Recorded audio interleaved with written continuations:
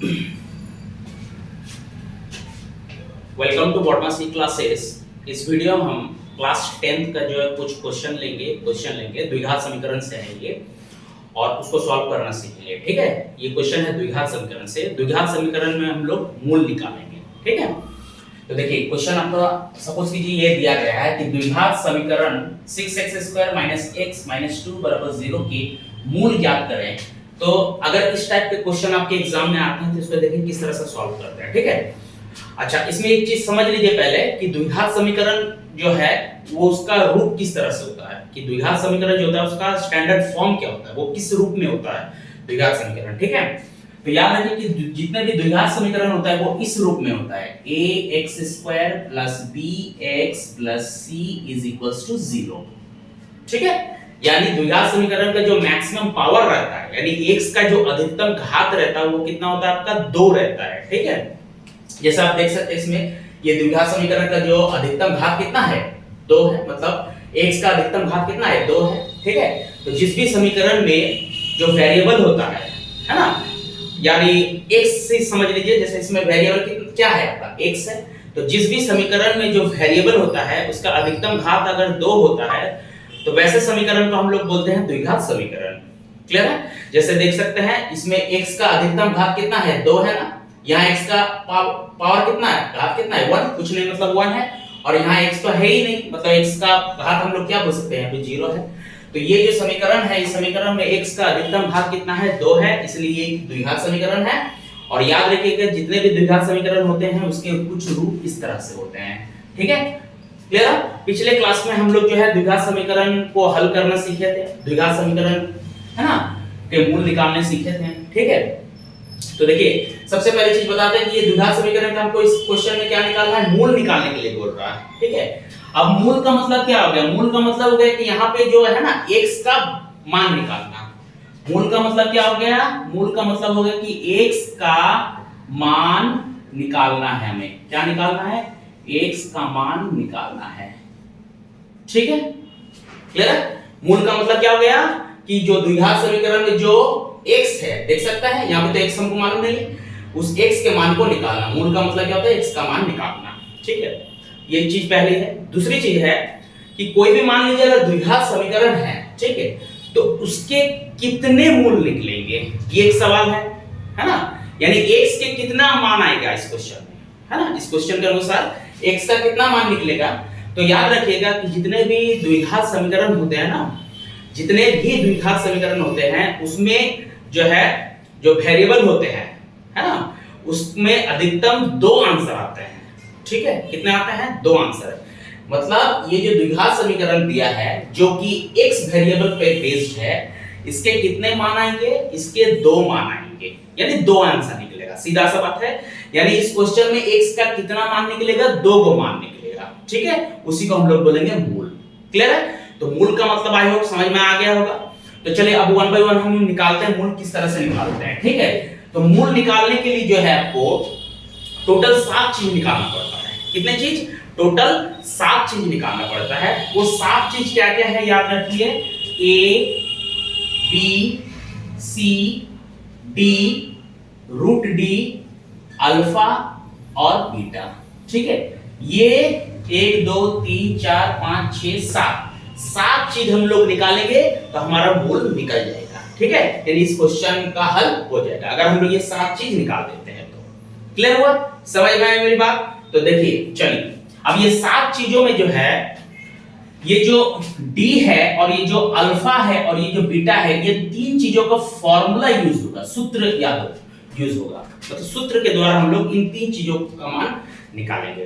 बाकी ये जो आपका a b c जो है ना, ये आपको इसी क्वेश्चन से मिल जाएगा। ठीक है, हम सिर्फ फॉर्मूला किसका इस्तेमाल करेंगे, डी का, अल्फा का और बीटा का।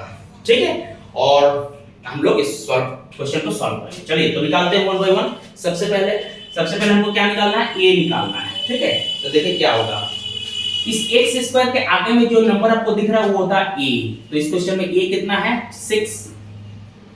इस x के आगे में जो आपको नंबर दिखाई पड़ता है वो होता है b, है ना, तो देखिए b, यहाँ x के आगे में कुछ नजर नहीं आ रहा, मतलब कुछ नजर नहीं आ रहा मतलब 1 है, और माइनस साइन है तो माइनस को भी लेना है, याद रखिएगा, है ना। जो हम लोग ए बी सी लेते हैं ना वो साइन के साथ हमेशा लेते हैं। आपको सिर्फ ये देखना है कि एक्स स्क्वायर के आगे में क्या है। एक्स स्क्वायर के आगे में जो रहेगा वो है ए। मान लीजिए -6 रहता तो ए कितना हो जाता, -6 हो जाता। ठीक है, साइन अगर माइनस रहेगा तब तो लेना ही होगा, है ना। क्लियर। चलिए सी कितना होगा आपका, तो सी क्या होगा, जो लास्ट में जो नंबर आपको दिखेगा, तो लास्ट में आपको कौन सा नंबर दिख रहा है, 2 दिख रहा और उसके आगे में माइनस साइन है, यानी इस माइनस साइन को भी लेना है, तो सी कितना आ जाएगा आपका -2 हो जाएगा। ठीक है, तो ए बी सी इस तरह से हम लोग निकाल लिए। समझ में आया अच्छे से। चलिए अब हमको क्या निकालना है, अब हमको निकालना है डी, है ना। तो डी का एक फार्मूला होता है, याद रखिए, b² - 4 × a × c।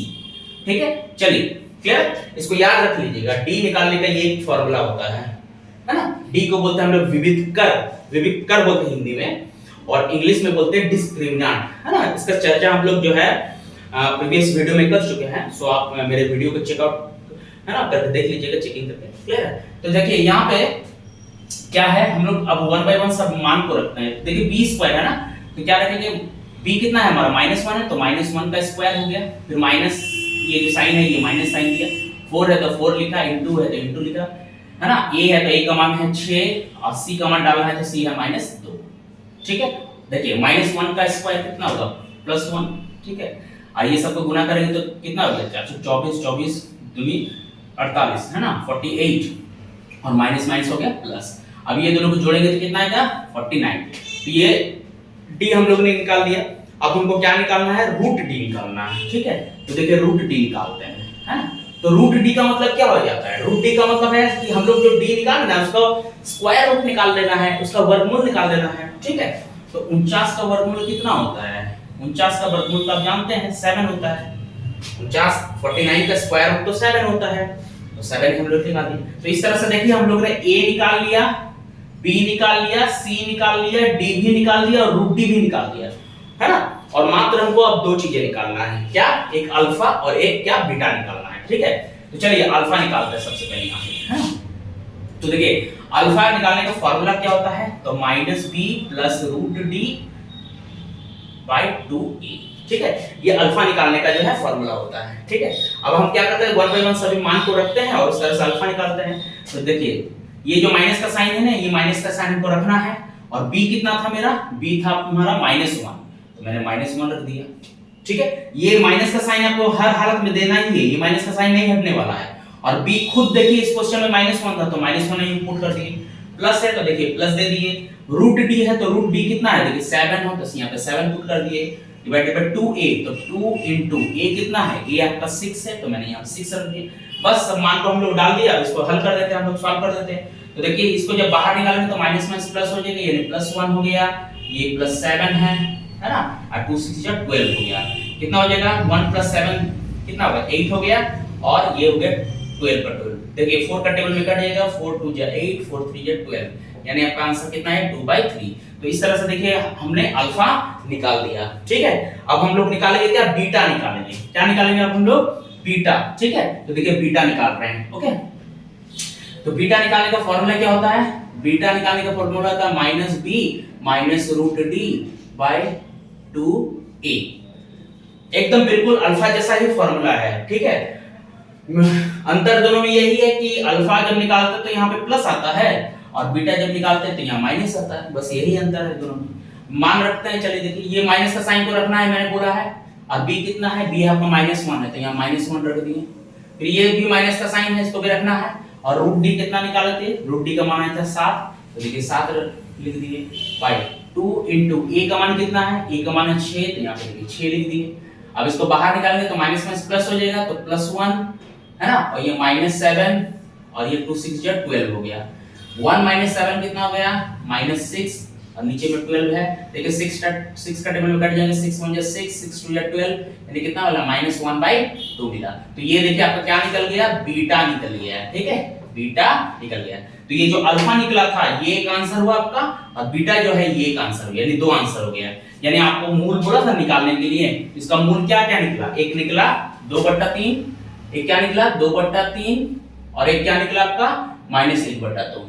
ठीक है, तो ये हमारा मूल निकल गया, है ना। यानी इस ये जो द्विघात समीकरण था इसमें x का मान क्या क्या निकला, एक निकला 2/3 और एक क्या निकला -1/2। ठीक है। Thank you.